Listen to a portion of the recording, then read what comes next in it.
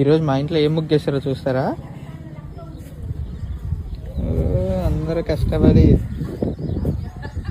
కూరగాయల మార్కెట్ వేసారు ఇక్కడ.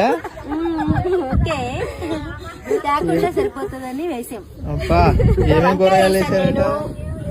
ఇది క్యారెట్. ఇదేం బీరకాయలా ఉన్నాయి? బీరకాయలు కాదండి, బెండకాయలు. బెండకాయలా? బెండకాయలు, వంకాయలు, మునక్కాయ. అవి మునక్కాయలా?